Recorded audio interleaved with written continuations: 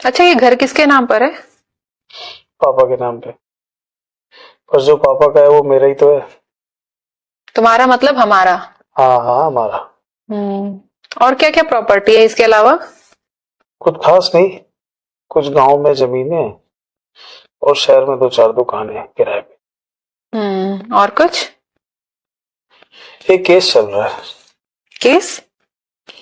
हाँ, वो कुछ लोगों ने जमीन हड़पने की कोशिश करी थी, तो बस वही मर्डर केस चल रहा है।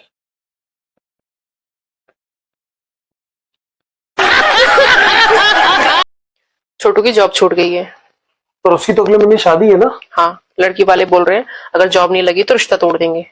इसमें मैं क्या करूं? वो उसको ऑल्टो और तुम्हें सोने की चेन देने वाले थे। सोने की चेन? पहले तो नहीं बताया। क्योंकि तुम दहेज के खिलाफ थे। तो दहेज तो छोटू का हुआ ना, जीजा का वैसे भी गिफ्ट हुआ। मुझसे क्या चाहती हो? उसकी जॉब अपने ऑफिस में लगवाओ।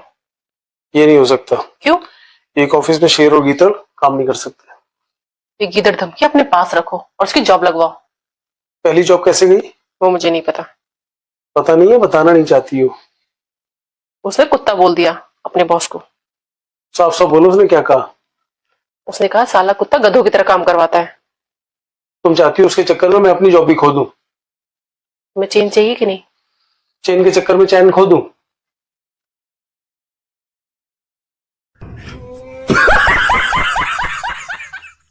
अरे निधि, यार तुम लड़की होके दारू पी रही हो यार। कहाँ लिखा है लड़कियां दारू नहीं पी सकती? सही है। अरे यार ये क्या कर रही हो? शराबियों के ग्रंथ में लिखा हुआ है पैग लगाने से पहले 2 बूंद धरती माता को भी पिला देना चाहिए। वो क्यों? धरती से ही आए, धरती में ही चले जाना है। अच्छा जी यार, पर इतना इतना ड्रिंक कर रही हो यार तुम तो। ये बात सही बोला आपने। ड्रिंक शब्द ऐसे ही नहीं बना है, DRIN के जो है ना पैग के हिसाब से बना हुआ है। वो कैसे?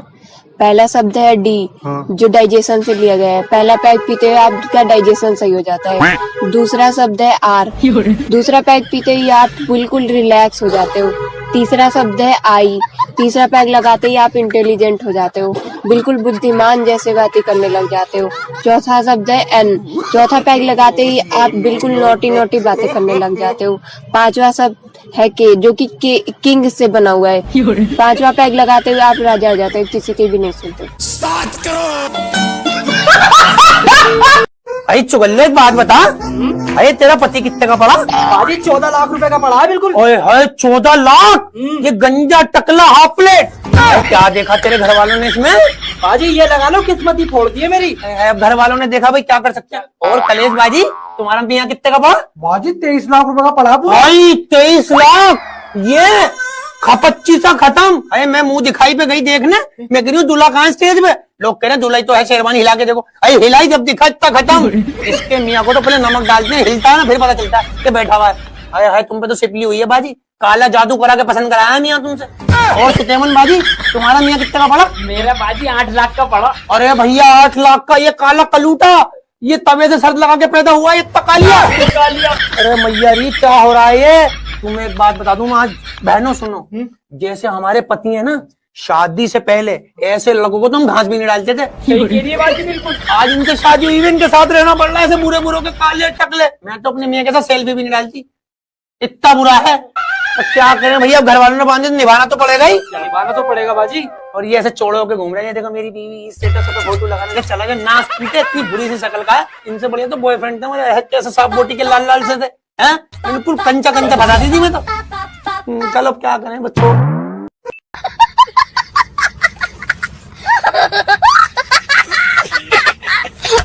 असली खगोल शास्त्री तो घर में ही होते हैं।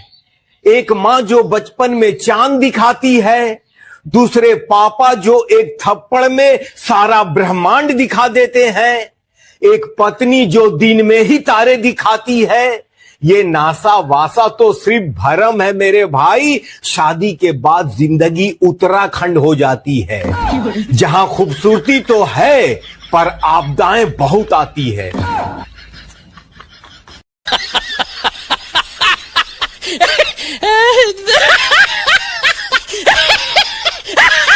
एक छोटी सी गलती किसी की भी जान ले सकती है। एक महिला की मुंबई में नौकरी लगी, उसका पति उसे स्टेशन छोड़ने आया, महिला मुंबई पहुंच गई। मुंबई पहुंचने के बाद उस महिला ने अपने पति को मैसेज किया। वो मैसेज उसके पति के पास ना जाकर गलती से दूसरे किसी के मोबाइल में चला गया। जिसके मोबाइल में वो मैसेज गया, वो आदमी अपनी बीवी का अंतिम संस्कार करके लौटा था। उसने जैसे ही मैसेज पढ़ा, कोमा में चला गया। मैसेज में लिखा था, मैं सही सलामत पहुंच गई हूं, यहां रहने की भी अच्छी व्यवस्था है, आप मेरी चिंता बिल्कुल मत करना, बस 1 या 2 दिन में मैं आपको अपने पास बुला लूंगी। बेचारे की बहुत सीरियस हालत है।